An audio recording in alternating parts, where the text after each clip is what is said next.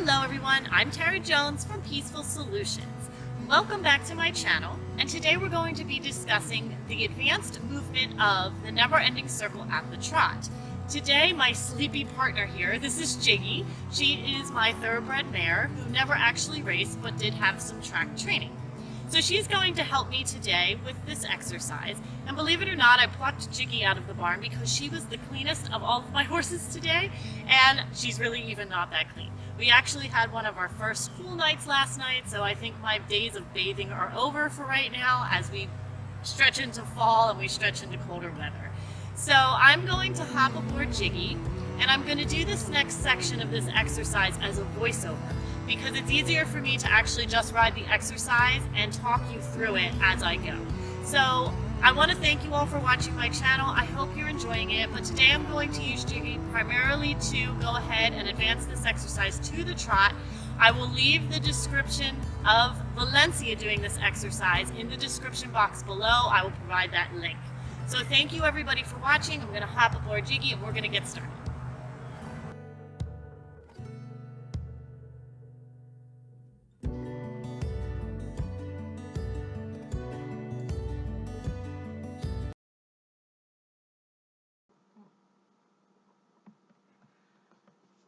Hello everybody, here we are. I am mounted on Jiggy and we're going to go ahead and start off walking to the left.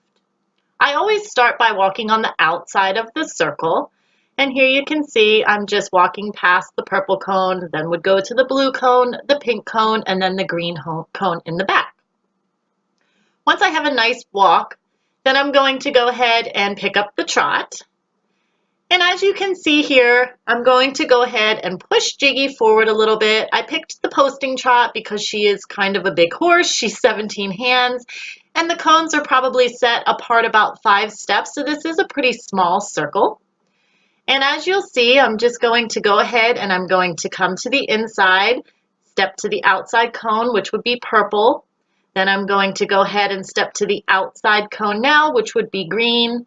And then my next cone would be pink, and the next cone would be blue. So each time I'm going to circle around the yellow cone, and I will provide the link below of how exactly I set this exercise up and how to perform it at a walk first, which is what you'd want to go back to. So I do have a connection here with Jiggy on both reins, and in a minute I'm going to show you how you can advance this exercise on one rein. I am carrying a riding crop, which helps to ask Jiggy to go forward if she isn't going forward enough with her hind feet. So one of the things I wanted to talk about is how the horses will track up in a circle. Oftentimes people will pull too much on their inside rein. They won't have enough contact and feel on the outside rein as they're doing this exercise, and the horse will end up over bending to the inside. This is going to cause the hindquarters to swing to the outside of the circle, in turn making you lose your power or your push from behind. So as Jiggy travels around this circle, she's going to have to bear weight on that hind foot in the back. Now as we go ahead here and I ask her to change direction, now she's going to have a slight lateral bend to the right. And as she's traveling around this never-ending circle to the right, I want to make sure that I keep her ears as level as possible. In other words, you don't want to have any head tilt because that's going to twist the cervical vertebrae. I want to make sure I have enough forward movement so that when I go ahead and I start to come to the inside of the cones as I'm doing here, that Jiggy's able to make that turn. Now going this direction, she tends to fall to the inside just a little bit, so she shifts her weight to the right front shoulder. This exercise is great for a problem such as that because you can start to ask the horse to move forward, leaving the outside cone. So in other words, right here, as I'm leaving the blue cone, I'm just going to ask her to step forward more. And you can see there, I just added my stick slightly. As I leave the pink cone, I'm going to ask for a little bit more oomph and a little bit more forward so that I'm not wanting to pick up the inside rein to do more turn.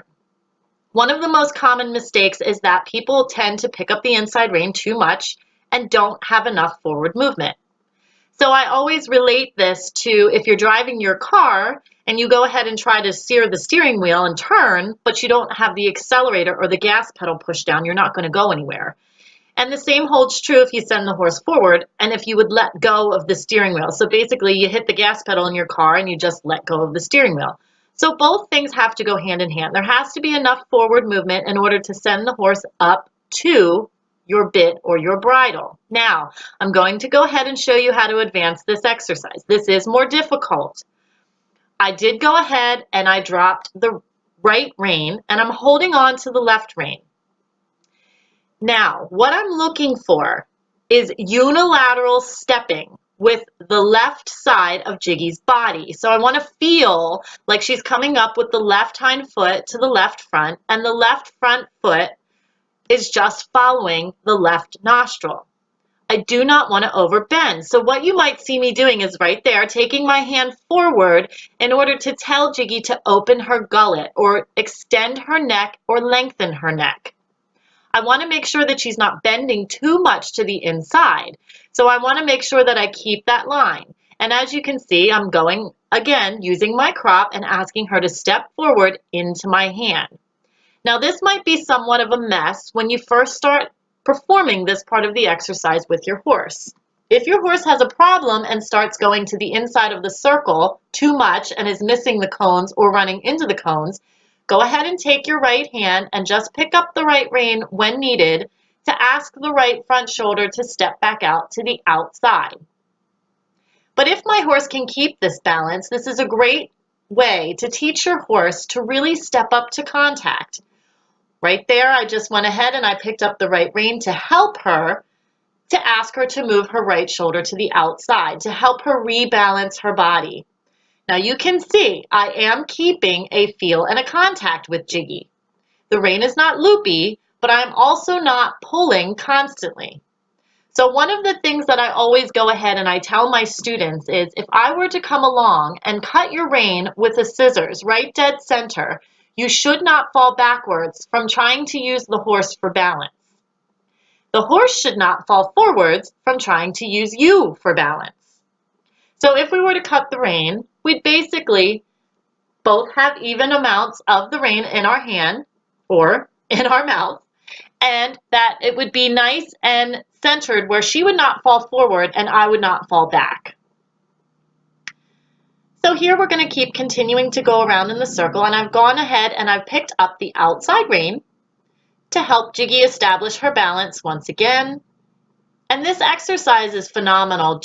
If it's one of those exercises, if you just keep doing it over and over, it kind of helps the horse to fix itself.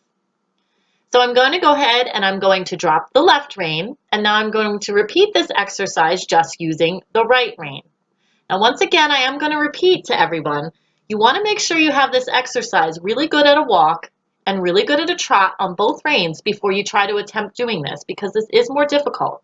And you can see here, Jiggy's having an issue with bending too much to the inside. So you'll see my hand go forward. There, I picked up the left rein to help her. And now I'm going to go ahead and I'm going to ask her to go ahead and lower her pole. So before I had talked about the pole low exercise, which is one of the things that I always teach my horses, because I really want Jiggy to extend her pole and lower it so that basically she can travel with the tips of her ear below her withers. Then it's going to help her start to use her back muscle, which is going to in turn help her to travel up and through with the hindquarters. You can see here on this side, on the right hind foot, if you keep staring at Jiggy's right hind foot, there's a gap where her right hind foot comes up to meet the right front. Now, one of the things I always say is Jiggy has kind of sat on idle. I haven't done a lot with her, so she's a little bit out of shape. And now that I'm bringing her back into work, that movement will change. Once she starts to build her quadriceps and her hamstrings in her hind end and learns to push again with her hindquarters, that gap from the right hind foot to the right front foot will begin to close. So as she's traveling around here, you can start to see that it's really starting to come together. Her ears are level and even. She's not bending as much to the inside. She's keeping a nice rhythmical trot forward, and my hand is starting to stay more steady. So I'm going to go ahead and pick up 2 reins. See how well we did with that exercise of using just one, and then when you go ahead and pick up on the outside rein, it makes it much better. And I'm just going to keep encouraging her to come forward and stepping through with her hind end. So once again, fantastic exercise. The never-ending circle is one of my favorites. If your horse has difficulty with this exercise, if let's say you put the middle cone in the center and then you walk out 5 steps and it becomes hard for your horse, then go ahead and extend the next cone to 7 steps or even maybe 10 steps if that's what's needed. But this is a great exercise that you can perform with any level horse. Here I'm just saying thank you to Jiggy for doing a great job. And I'm just going to continue to walk around the circle, asking her to lower her pole and asking her just to relax on a nice round circle.